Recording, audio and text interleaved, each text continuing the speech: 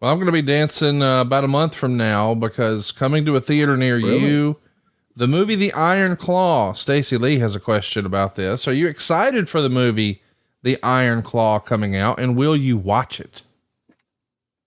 Okay, I'll give you a little insight. I have seen it. I did watch it. Wait, it's not out yet. It's not out for a month. Remember they asked if anybody from the podcast wanted to the screening, and they rented us that nice. God, remember the thing at the movie theater? It was really nice. It was just us. We had the popcorn and the butter machine and candy. I had the hot tamales and popcorn and Cokes. It was all all we could eat and drink. God, it was. I mean, that was a good night. Right. Oh. What? I would have liked to have seen. I might have watched it on my computer. That's what it was. Yeah. I would have liked to have seen that. How was it, Bruce?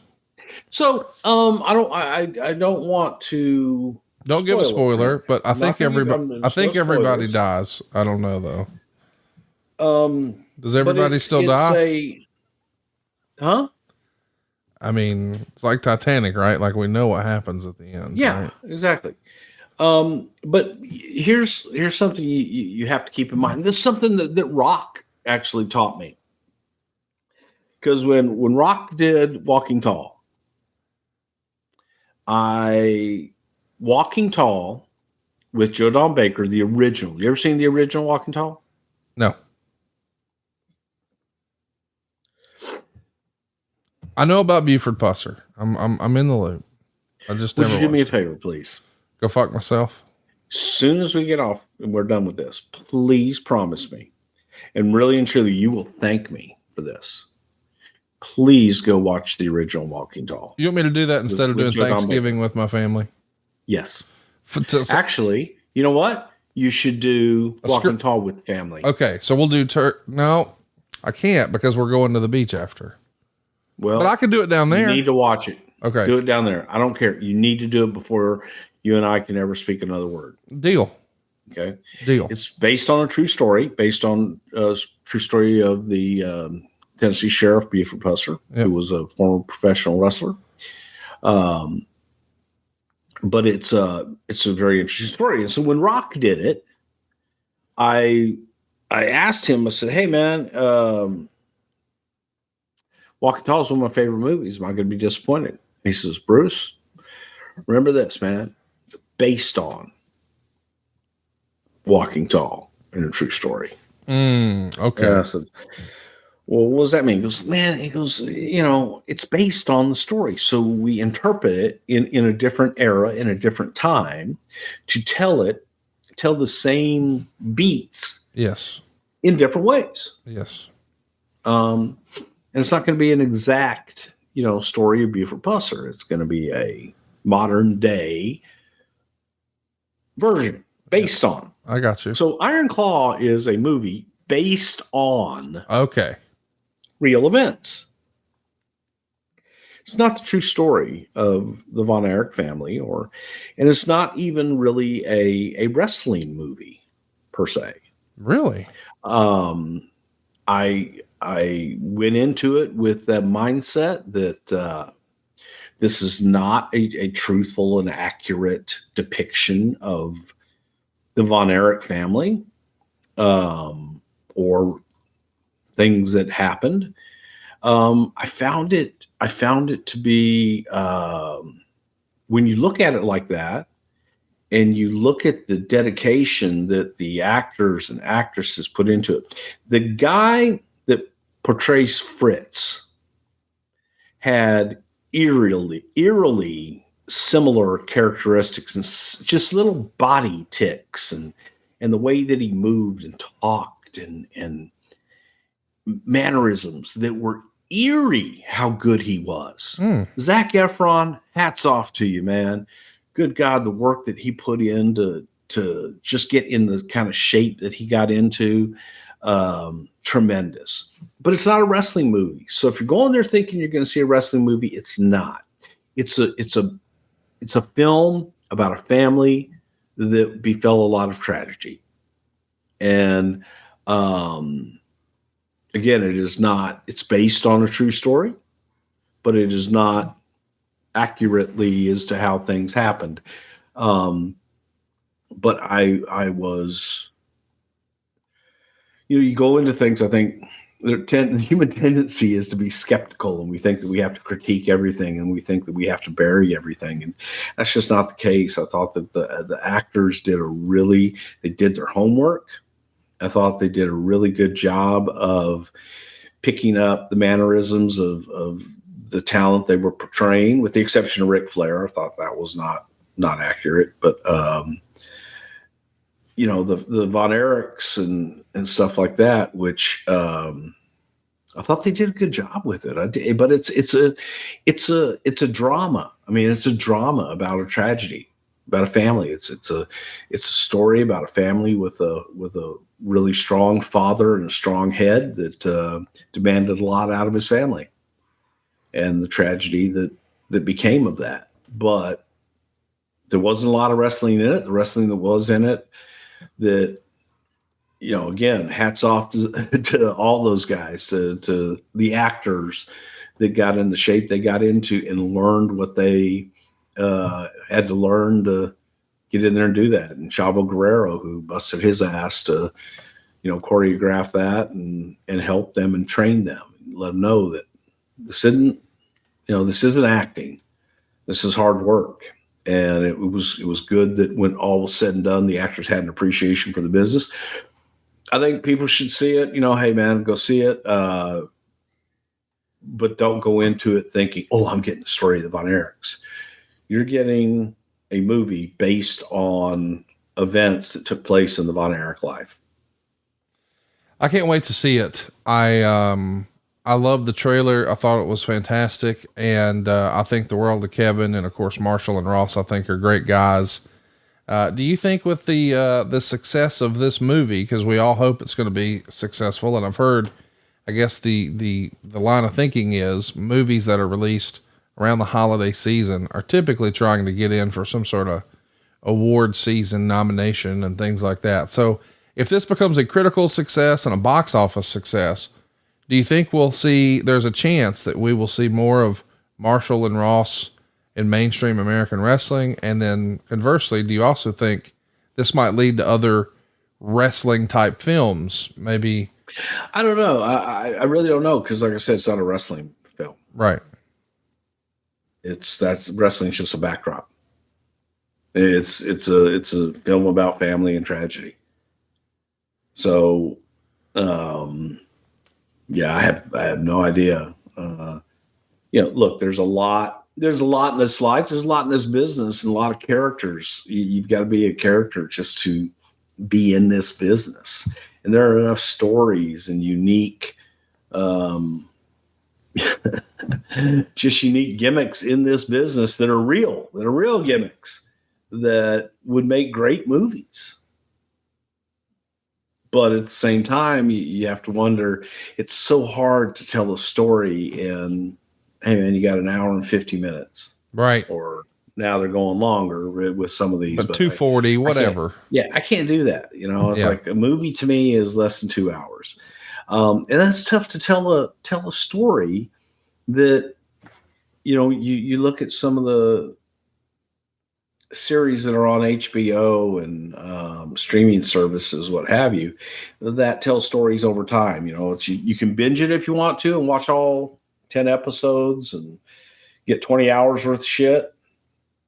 And sometimes that's the way some stories need to be told. Yeah. This one might have benefited from that, but again, it's a theatrical movie about a family with tragedy. If you were going to have another story from wrestling told on the big silver screen, do you have one off the top of your head you think would be good? I think that something like that, but again, I don't know how relatable it is, but I do always look at, I think that, my life as a kid, being around the business and things I experienced and the people that I met and how they influenced me growing up, that to see the business through a child's eyes, yes, where you have that innocence and that awe of what it is that you're looking at and what you're a part of. And the first time that you see your hero talking to the guy that just murdered him in the ring, and they're laughing and talking and having a cigarette, that was traumatic. And to be able to look at it through the lens of a child growing up, to where you think you have it figured out, only to find out that you are more confused than ever. And just when you think you're smartened up, you find out you know nothing. And then once you do learn and you do gain that experience and that knowledge and get to meet those people and have interaction with them, then you go, holy cow, that's what I was doing outside that door, making sure no one came in. You have clarity. And I think there are so few examples of that, especially to the level that I saw the business as a young child, where I'm walking Paul Bosch's Mistress, into the arena, as a 12-year-old, like bodyguard, and little things like that, that most 12-year-olds don't experience. That's fair to say.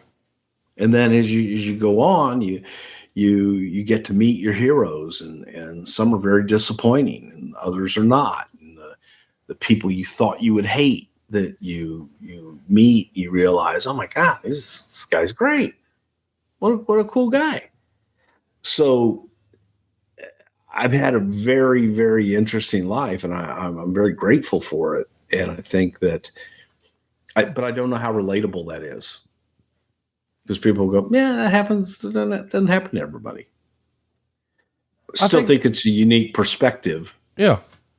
To look at, because I know, those things don't happen anymore today. Who would have, who would have a 12-year-old kid, do that? Right. I was young and naive and all. I just wanted to be a wrestler, man. That was my life. I think Jeff Jarrett's life story, to talk about another friend of ours, sure, his would be, oh my God, yes, incredible. That Hulk Hogan vignette was shot in the basement of his house, and Kamala created in his backyard. And then he does get to work with the Von Erichs, and then gets this crazy gimmick with the WWF and walking out on Vince and his wife dying from cancer. And it's just so much that he's overcome. Yes. But then to even go back to somebody that I didn't really know that well, but you knew, I think the home run, besides, and I love the Jeff Jarrett idea and I love your idea, but Pat Patterson, man, his story is made for the big screen. Pat Patterson's story is made for the big screen. And again, I think that through 2023 eyes, yes, I don't know that as many people would understand it, because when you look back at Pat from the time, Pat was a child, Pat realized he was gay. Right. And embraced it.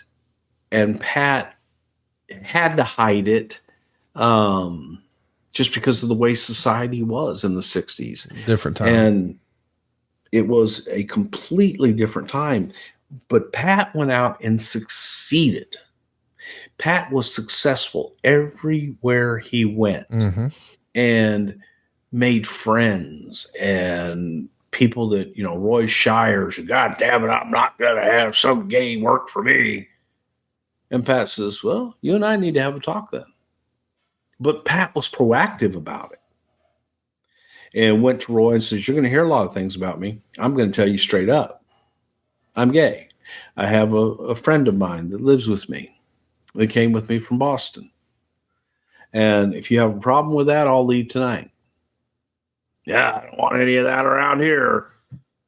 And then you meet Louie, who was Pat's friend. You fall in love with Louie because Louie was Louie. Right. And you forget about it. And that's part of what I was I was homophobic until I met Pat Patterson, because it was coming from a place of fear and ignorance on my part, never being educated, never knowing anyone, to be able to know that, wait a minute. There's just people. They just have a different preference than you. Some like Coke, some like Pepsi. Gets down to it. That's kind of what it is, guys. It's really just what it is. And Pat and Louie helped me with that so much, in that Pat Patterson, man, I love and adore him. And, same thing with Louie, and just, they made everything so normal that it was like, to think that anything that they did was abnormal. And Pat lived his entire life having to hide at times, having to hide who he truly was at times. And I just think that is so unfair, because he loved life and he loved people so much. All he wanted to do was, be a part. And he succeeded as one of the all-time great performers, one of the all-time great minds, and one of the all-time great human beings, ever. You get right. Pat Patterson's story is made for the big screen, but probably, it's too big for the big screen, because that's another one that you could follow. Yes. Through many, many weeks, and tell the ups and downs, and the success and the loss and everything that has happened through Pat Patterson's life that he overcame and never got to tour. Never. And it was just a great philosophy on life, and things that I learned from him that to this day I apply every single day of my life. And when, you want to picture, this is a story of a gay man. No, man, this is a story of a man who happened to be gay, who was the best at what he did in an industry. That's all it is, man. When you break it down, like I say, like the Von Erich story, man, it's the story of a family with tragedy. That's the story of a man facing adversity because of choices he made in his life. And every choice that he made, and the way he applied himself to every challenge, he knocked them down one by one. Well, go see it. The Iron Claw. We need to support these type movies, so maybe we can get more of these type stories told. It comes out on December 22nd. The Iron Claw, starring Zac Efron, and of course your pal Chavo, the big straw that stirs the drink behind the scenes.